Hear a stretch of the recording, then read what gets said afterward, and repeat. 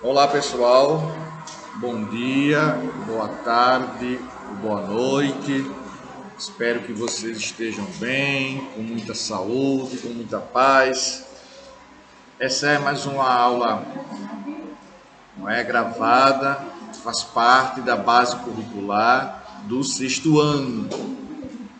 Com relação ao sexto ano de História, nós estamos avançando, estamos estudando o conteúdo em referência às civilizações que vão trazer para a gente uma grande contribuição e vamos ser um pouco do desenvolvimento dessas civilizações, não é? É preciso ter noção na sua mente de que o processo histórico, o livro vai obedecendo a base curricular, o processo histórico tem um caminho, uma linha do tempo a ser percorrida. E nessa linha do tempo a ser percorrida, nós tivemos aqui a situação de estudar, de vivenciarmos juntos a questão da ciência da história como um todo, o estudo da história, os focos de estudo, não é? As fontes históricas, os períodos históricos. Logo em seguida, a gente foi evoluindo. O homem pré-histórico, como o homem pré-histórico foi evoluindo, de que forma ele possuía ali as suas características, e fomos, não é? Conhecendo, vivenciando os conteúdos sobre o homem pré-histórico, os nomes, Australopithecus, Neandertal, Homo habilis, Homo sapiens, essa evolução, essa situação que foi apresentada para a gente. E com isso chegamos às civilizações. E desde 2003, a civilização africana é um vínculo, um conteúdo obrigatório nos livros de história. Você pode encontrá-los também em determinados livros, também em conteúdo em referência à arte, no Ensino Fundamental 2. Portanto, nós já iniciamos esse estudo dos reinos africanos. Estamos estudando a região que fica próximo à Etiópia e onde os etíopes conseguem se desenvolver. Inicialmente, esse reino etíope não tinha esse termo, essa nomenclatura. Não. Inicialmente, eles eram chamados de Meroé, para depois serem chamados de etíopes, não é?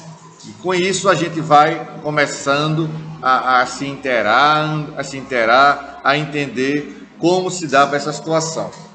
Lembrando que esse homem africano, ele existe também desde a pré-história, viu? Há indícios, como já falei, que ele ficou vagando, se deslocando, melhor dizendo, de uma região para outra, não é? Mas que o início que se tem, o estudo que se tem até os dias de hoje, é que o homem pré-histórico ele surgiu no continente africano.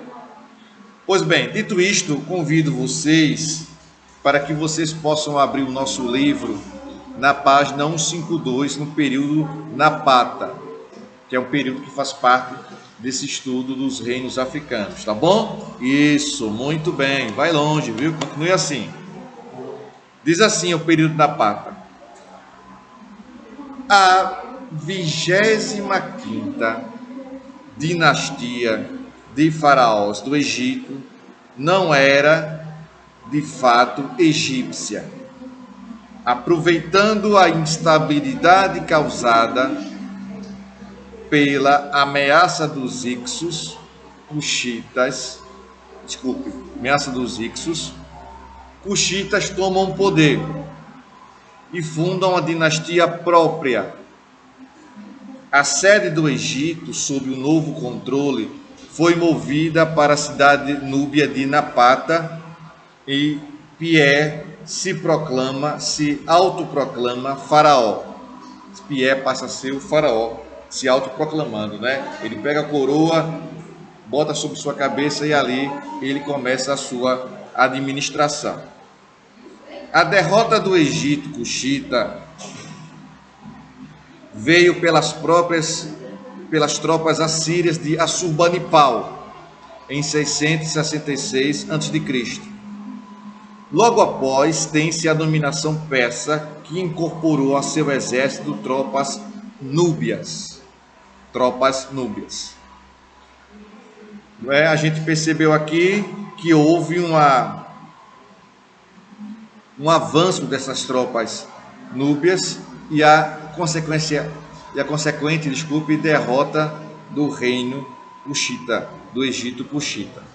Vamos conhecer agora um novo reino, como eu falei agora há pouco, que é o reino de Meroé, que vai dar origem aos etíopes, a Etiópia, como é chamada hoje, o reino de Meroé.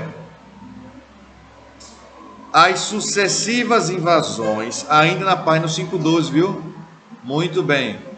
As sucessivas invasões assírias, egípcias e persas ao território Cush obrigaram a mudança da capital de Napata para Meroé.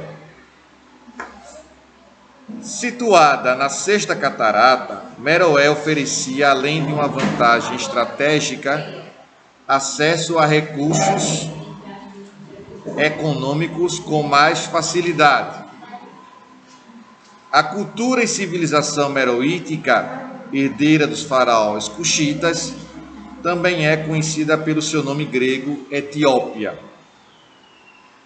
O reino de Meroé apresenta duas características que se repetiram entre outros reinos africanos. A primeira era a forma não hereditária de escolha do rei. Como assim? A forma comum da escolha do rei, quando o rei fica ausente, é buscar nos seus herdeiros a colocação, a substituição daquele rei que acabou de falecer ou entrou em conflito em alguma guerra e ele veio a morrer. Nesse caso, o que é que temos? Era muito normal o rei não existir, deixou de existir, o rei morreu. Era muito normal seu filho mais velho vir a assumir o trono. Mas não era isso que acontecia no reino de Meroé, não é? Em via de regra, era aquele cidadão, aquele pertencente à sociedade, Meroé, que estava com condições para assumir o poder, ou seja, ele se articulava militarmente, conseguia ali derrotar seus adversários e tomar o poder. Não era uma escolha hereditária. Não é? Então, a força do candidato, a força daquele que desejava ser rei, é que era levada em conta. A gente sabe disso através de quê? Muito bem, sabemos disso através de Heródoto. Quem foi Heródoto? Quem lembra? Interrogação, quem lembra? Isso, Heródoto foi um historiador, um homem que escreveu, que começou a formular determinadas ideias, que é considerado o pai da história, não é? Então ele começou a afirmar que essa estrutura, essa sucessão ao reino africano de Meroé, ele se dava basicamente através da força. Quem tivesse muita força teria uma grande possibilidade de assumir o poder. Outros textos mostram que as mulheres tinham um papel fundamental na estrutura monárquica meroítica. A Candácia, rainha-mãe, agia como conselheira e gestora, chegando a exercer o papel de líder em muitos momentos. Vamos conhecer agora a segunda característica do reino Meroé.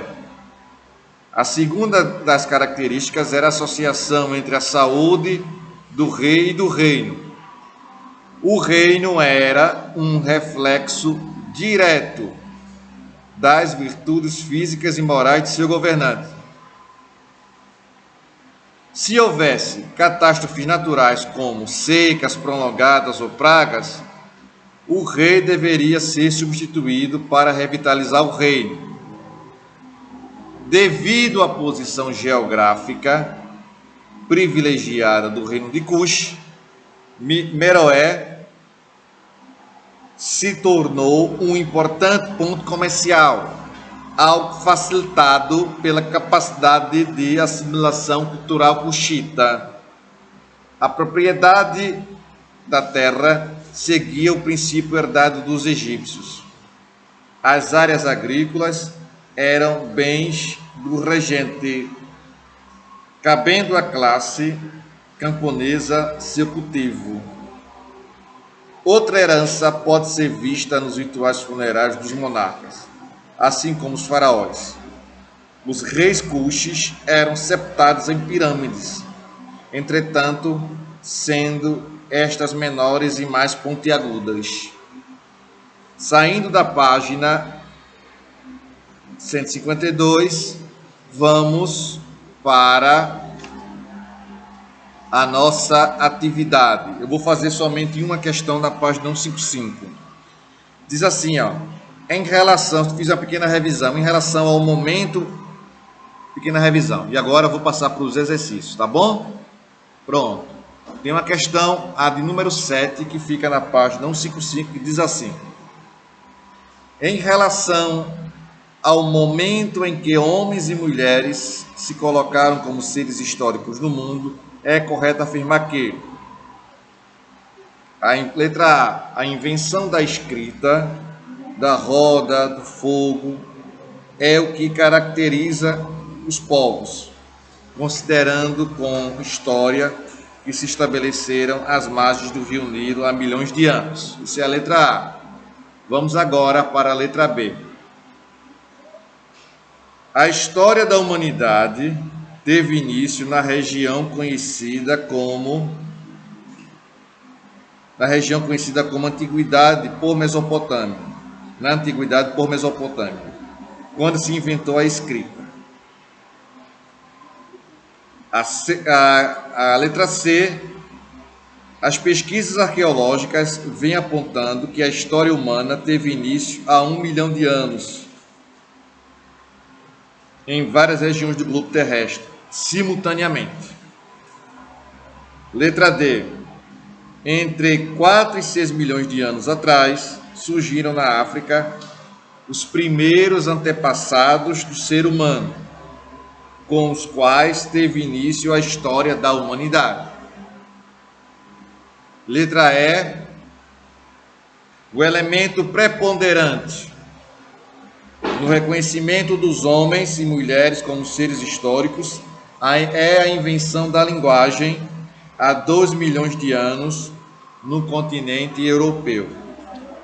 Qual seria, então, a alternativa correta na 7ª questão, página 155, interrogação, qual seria a alternativa? Isso, muito bem. Letra D de Davi, muito bem. Vamos agora partir para o capítulo 9. Este capítulo, ele é muito importante. Por quê, professor Rogério? Porque no capítulo 9, nós iremos vivenciar a Grécia Antiga. E quando se refere à Grécia Antiga, nós temos que ter em mente a importância dessa civilização. Temos que ter em mente que ela contribuiu enormemente para o nosso desenvolvimento. Contribuiu enormemente para ser o que nós somos hoje. Isso do ponto de vista político, jurídico, social. Então, nesses 3 aspectos, nós temos uma gigantesca contribuição dos gregos. E a gente tem que prestar atenção, tem que estar focado. O livro apresenta para a gente um termo chamando de civilização clássica. Ou seja, é aquela civilização que não pode deixar de ser estudada, que é um padrão. que esse padrão da civilização grega serve de comparativo com outras civilizações. Serve de comparativo. Então, Grécia é o ponto de partida para o estudo e conhecimento da civilização ocidental. Temos que ter isso em mente. Entenderam? Isso. É muito importante.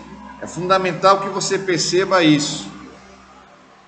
Como essa civilização vai nos influenciar até os dias de hoje.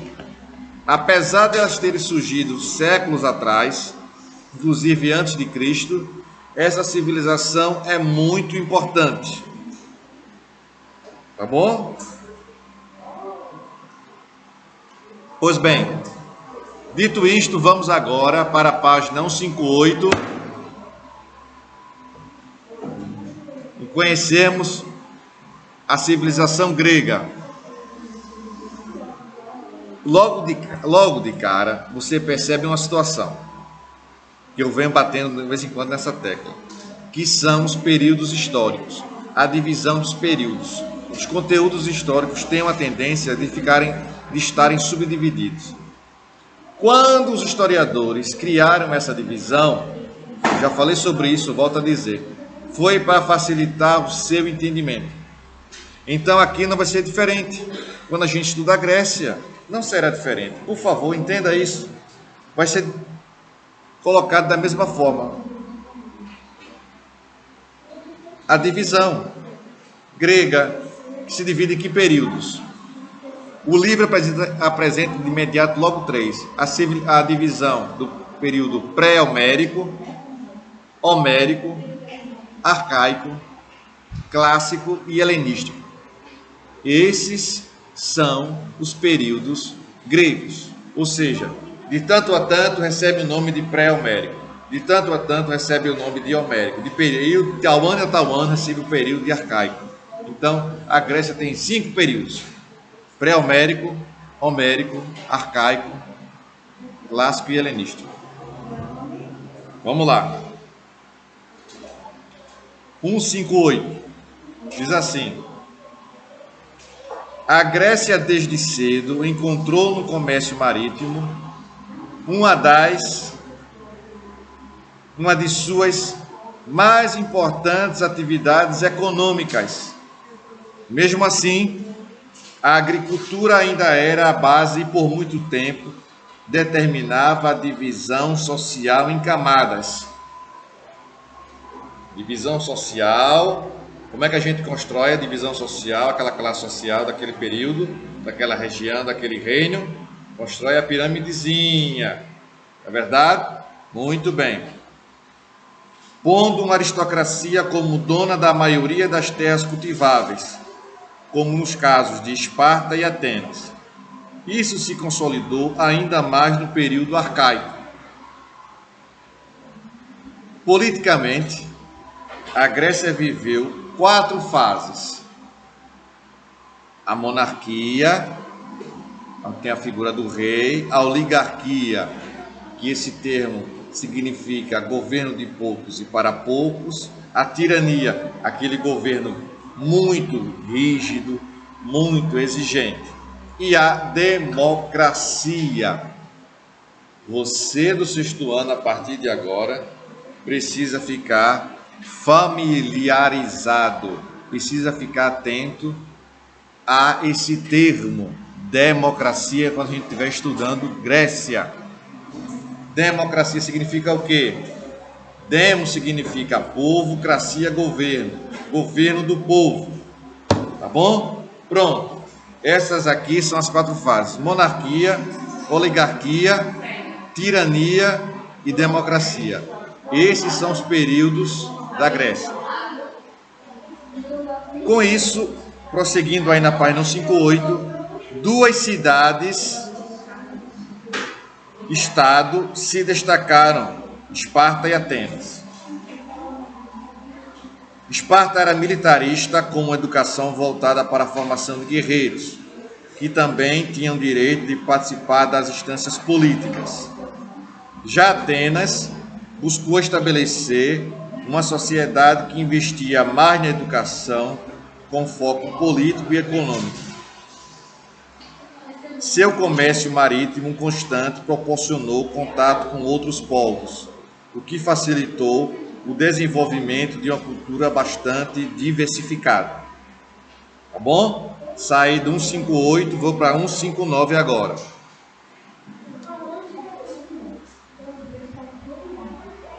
Origem e localização geográfica.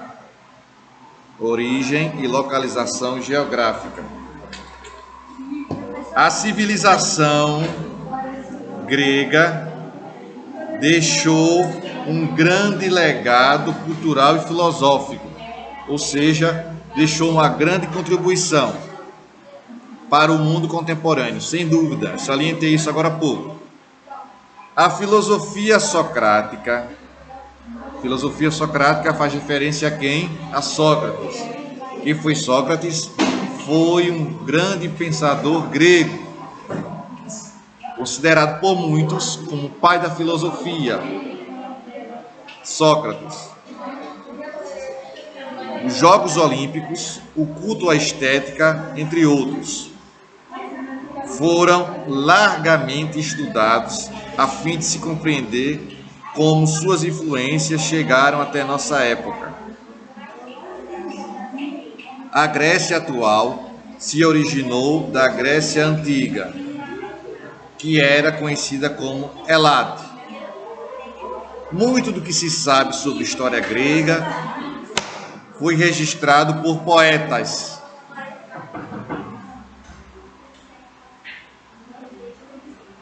Por poetas e historiadores como Homero e Heródoto de Halicarnasso. Heródoto de Halicarnasso é o chamado pai da história, não é? E Homero ganha essa importância, esse poeta Homero, que ele escreveu algumas obras. Como naquele período não se tinha muito registro de pessoas que tinham registrado livros, cartas, os historiadores precisavam de um documento. Então eles encontraram nas obras de Homero uma ferramenta que vai servir de referência, não é? Por isso que tem um período aí pré-homérico, antes de Homero. Pré-homérica é antes de Homero. Antes do surgimento de Homero tem esse período pré-homérico, porque ele se tornou referência. Deu para perceber? Porque a obra dele era os poucos que tinham a possibilidade de ter deixado registrado suas contribuições. Tá bom? Que escreveram não só sobre o cotidiano, mas também sobre as grandes guerras que marcaram a vida dos gregos e dos povos com que lutaram. Aqui na nossa página 159, nós temos essa imagem aqui do Partenon, não é verdade? Uma arquitetura grega famosíssima, de referência, e uma herança que até hoje nos faz ser influenciado por esse período, não é? E aqui está dizendo na legenda: a Grécia Antiga deixou forte herança cultural e filosófica para a humanidade. Aí embaixo dessa foto, dessa imagem do Partenon, temos o quê? Temos a seguinte situação. A Grécia se originou ainda no período da Idade do Bronze, por volta de aproximadamente 3000 a.C., com povos como cicládicos, minoicos e micênicos. As cidades-estado que formariam o mundo grego surgiram em 800 a.C. Esse período passou a ser chamado de pré-homérico pelos historiadores. Vários povos vindos da Península Balcânica se misturaram aos povos que habitavam a Grécia e deram origem aos gregos.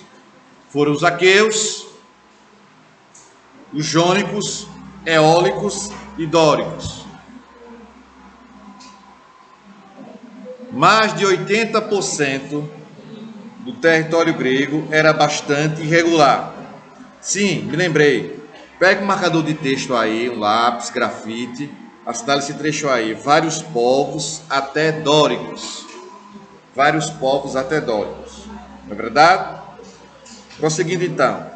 Mais de 80% do território grego era bastante irregular e acidentado, o que dificultava a produção agrícola. Era um relevo árido e rochoso, muito mais propício à criação de animais, principalmente de cabras e porcos. A agricultura era voltada para a exportação e apenas plantas resistentes eram cultivadas, como a uva para fazer vinhos e a oliva usada na produção de azeite, mais conhecida no Brasil como azeitona. Esses dois produtos eram bem apreciados. Como a Grécia era cortada por golfos, rios e principalmente pelo mar Mediterrâneo, os gregos desenvolveram um forte comércio marítimo. Também cultivavam bens de consumo voltados para a subsistência, ou seja, para alimentar seu povo. Produto de subsistência é quando eu produzo para me alimentar. Não é?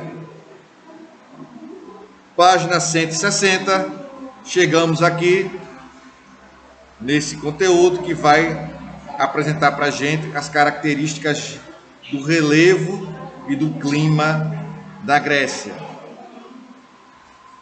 Diz assim, página 160. Para fins de estudo, os historiadores dividiram a Grécia em 3 territórios, de acordo com as características naturais de seu relevo e de clima: a Grécia continental, a Grécia peninsular e a Grécia insular. Grécia continental era a parte territorial que correspondia ao continente voltado para a parte sul dos Balcãs, do mar Egeu e mar Jônico. Tinha a maior extensão, chegando a cerca de 100.000 km², onde boa parte da população grega vivia. A Grécia peninsular, como diz o nome, o território correspondia à península, como no caso do Peloponeso, que se localizava no mar Mediterrâneo.